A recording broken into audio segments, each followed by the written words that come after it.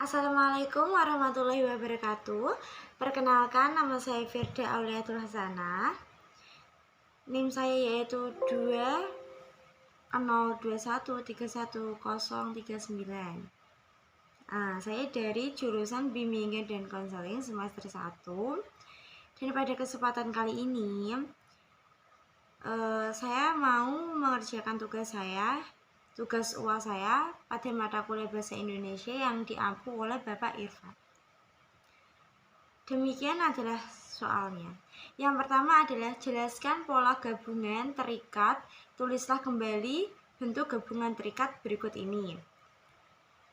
Bentuk gabungan terikat adalah kata yang penulisannya selalu digabungkan dengan kata berikutnya.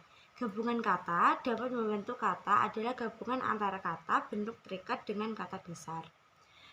Seperti adik plus kuasa menjadi adik kuasa, catur plus tunggal menjadi catur tunggal, dwi plus warna menjadi dwi warna. Dan berikutlah selanjutnya.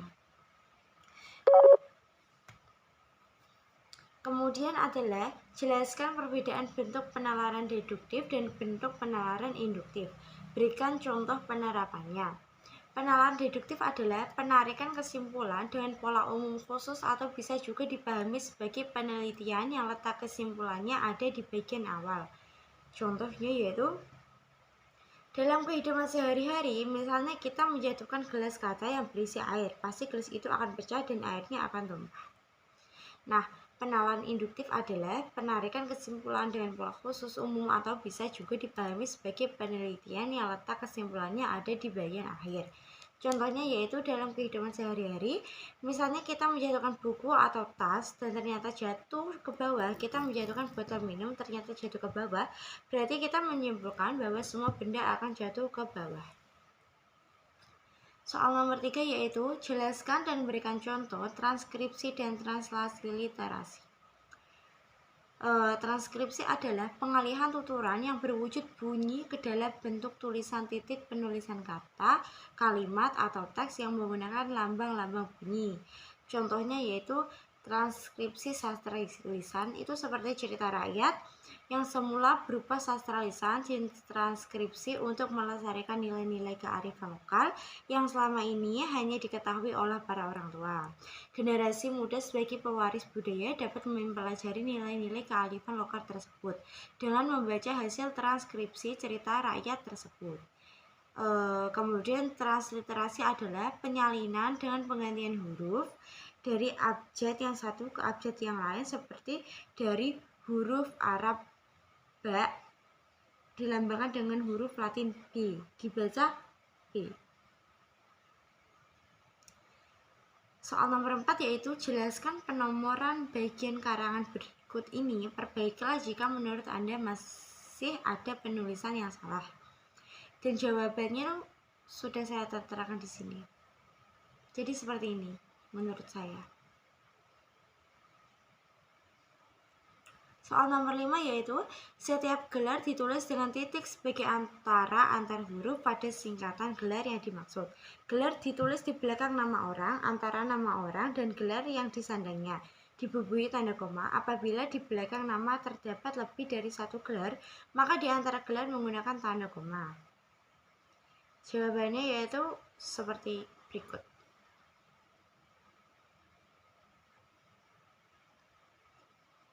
Soal nomor 6 yaitu jelaskan penggunaan tanda elipsis, tanda siku, dan tanda kurung. Berikut contoh penggunaan tanda tersebut dalam kalimat. Jawabannya adalah tanda baca elipsis seperti tanda spasi, titik, spasi, titik, spasi, titik. Nah, itu biasa digunakan untuk penulisan kata yang terputus-putus, dipakai juga untuk menunjukkan kalau di sebuah kalimat ada bagian yang dihilangkan. Contohnya yaitu titik 3, aku juga tidak habis pikir dengan kejadian itu. Seperti itu. Kemudian tanda siku biasa digunakan untuk yaitu mengapit keterangan titik, dipakai untuk mengapit keterangan yang ada di kalimat penjelas yang sebelumnya kalimat penjelas ini sudah bertanda kurung. Contohnya yaitu persamaan dari metode pengajaran itu. Nah, buka kurung perbedaan tanda siku, lihat halaman 33 sampai 34 cukup signifikan, yaitu sudah ada kurung, kemudian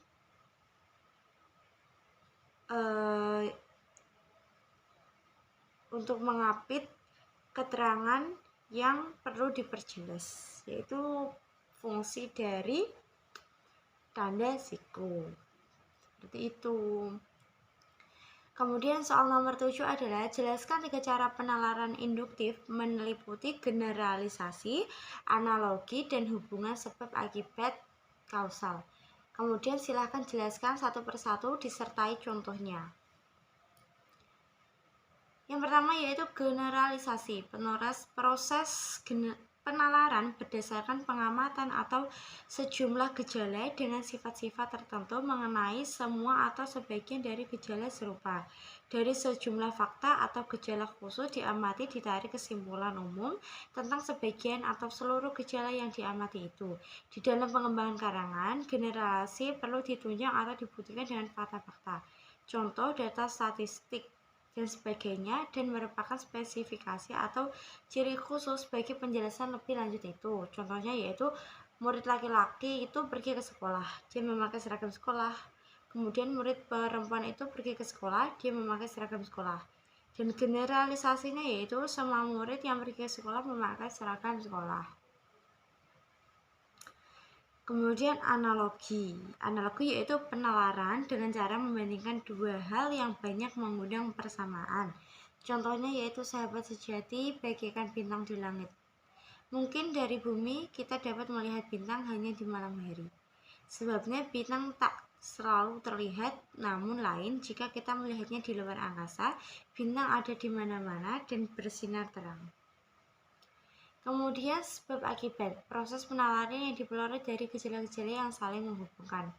Hubungan kausal ada 3 jenis yaitu sebab akibat. Sebab akibat ini berpola A menyebabkan B. Kemudian akibat sebab yaitu akibat sebab ini berpola akibat dari B. Kemudian sebab akibat 1, akibat 2, suatu penyebab dapat menimbulkan serangkaian akibat. Akibat pertama berubah menjadi sebab yang menimbulkan akibat kedua. Demikian seterusnya jika menimbulkan beberapa akibat. Contohnya yaitu Andi suka membantu sesama tanpa pamrih. Dia juga selalu baik terhadap semua orang. Sikapnya yang sopan membuat dia mudah diterima di lingkungan mana saja. Tidak hanya itu, dia juga memiliki tutur kata yang lembut. Soal nomor 8 yaitu jelaskan yang dimaksud dengan silogisme, kemudian berikan contoh silogisme. Nah, silogisme adalah suatu penalaran deduksi yang dilakukan secara tidak langsung. Silogisme juga dapat diartikan sebagai sebuah argumen deduktif yang memiliki dua premis dan sebuah kesimpulan. Premis yang ada pada silogisme adalah premis khusus dan premis umum, sedangkan kesimpulan yang dimaksud adalah kesimpulan yang masih berhubungan dengan premis-premis yang ada. Nah, silogisme itu memiliki beberapa bentuk, yakni ada kategorik, homoterik, disjungtif, konjungtif. Dan berikut adalah beberapa contoh dari kalimat silogisme, yakni jika musim kemarau, sungai akan mengering. Kemudian sekarang sungai mengering. Kemudian jadi sekarang musim. Soal nomor 9 yaitu apa yang dimaksud dengan konjungsi. Kemudian sebutkan jenis konjungsi dan berikan contoh penerapan konjungsi.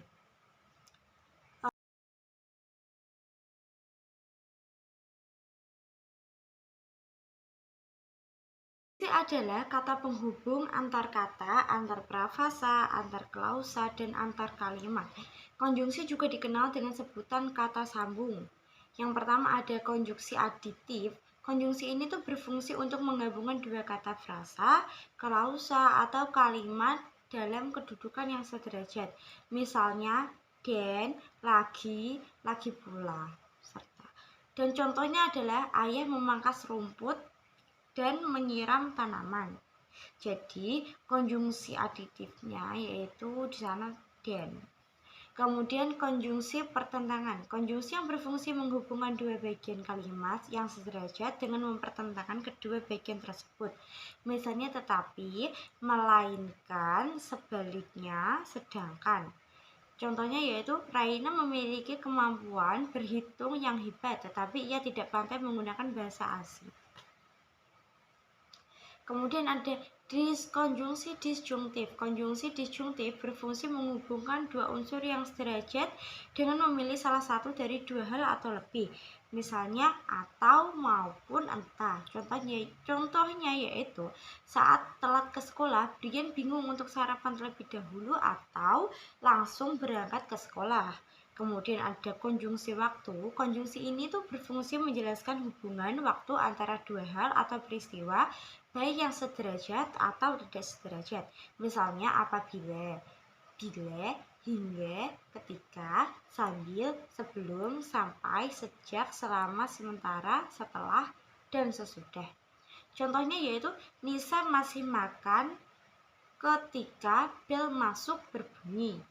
Kemudian ada konjungsi final. Konjungsi final berfungsi menjelaskan maksud dan tujuan suatu peristiwa atau tindakan.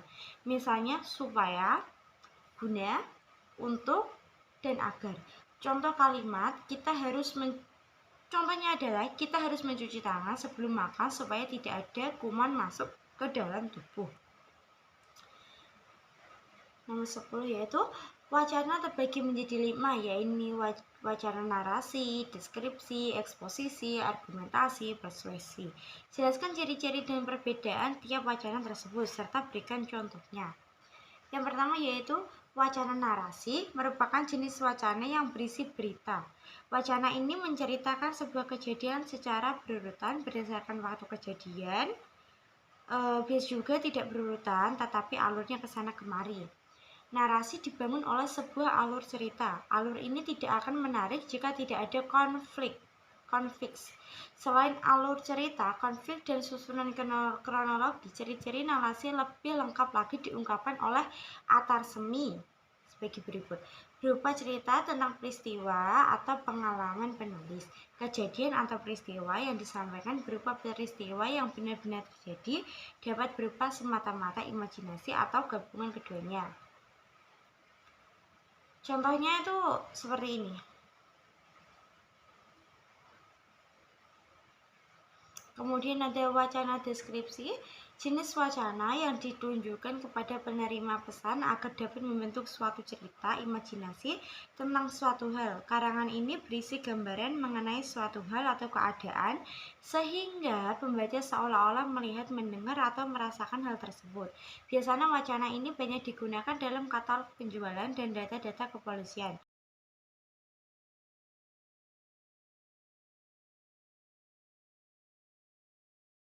Ciri-ciri wacana deskripsi yaitu penggambaran tersebut dilakukan sejelas-jelasnya dengan melibatkan kesan indera, kemudian membuat pembaca atau pendengar merasakan sendiri atau mengalami sendiri. Kemudian ditandai dengan penggunaan kata-kata atau ungkapan detail atau terperinci. Kemudian digunakannya kata-kata yang bersifat evaluatif yang terlalu abstrak. Kemudian umumnya menggunakan kata-kata yang bersifat objektif dan menggambarkan sesuatu.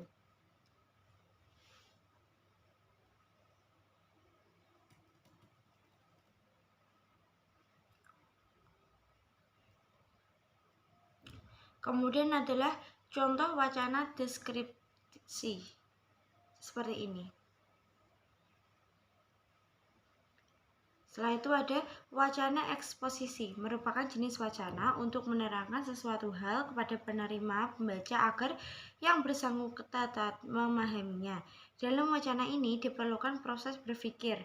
Wacana ini digunakan untuk menjawab pertanyaan bagaimana karena menerangkan proses atau prosedur suatu aktivitas. Wacana ini isinya ditulis dengan tujuan untuk menjelaskan atau memberikan pengertian dengan gaya penulisan yang singkat, akurat, dan padat. Ciri-cirinya yaitu datanya faktual, yaitu suatu kondisi yang benar-benar terjadi, ada, dan dapat bersifat historis tentang bagaimana suatu alat bekerja, bagaimana suatu peristiwa terjadi, dan sebagainya. Kemudian suatu analisis atau penafsiran objek terhadap seperangkat fakta. Kemudian fakta tentang seseorang yang berpegang teguh pada suatu pendirian. Dan berikut adalah contoh wacana eksposisi.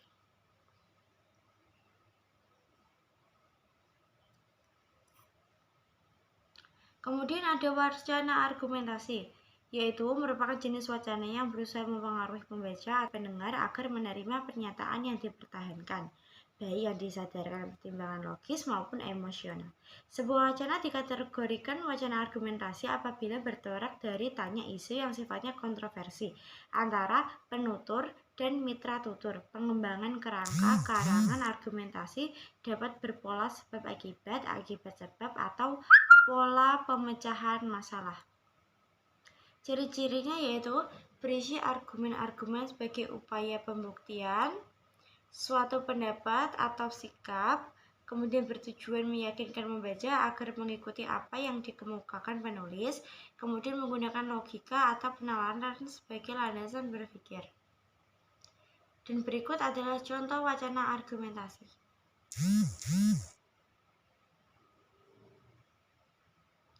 Kemudian ada wacana persuasi, merupakan wacana yang bertujuan untuk mempengaruhi mitra tutur untuk melakukan tindakan sesuai yang diharapkan penuturnya. Terkadang wacana persuasi menggunakan alasan yang tidak rasional, misalnya iklan, rayuan. Ciri-cirinya yaitu persuasi berasal dari pendirian bahwa pikiran manusia dapat diubah, harus menimbulkan kepercayaan para pembacanya. Persuasi harus dapat menciptakan kesepakatan atau penyesuaian melalui kepercayaan antara penulis dengan pembaca. Kemudian persuasi sedapat mungkin menghindari konflik agar kepercayaan tidak hilang dan supaya kesepakatan dapat tercapai. Kemudian persuasi memerlukan fakta dan data. Dan berikut adalah contoh wacana persuasi.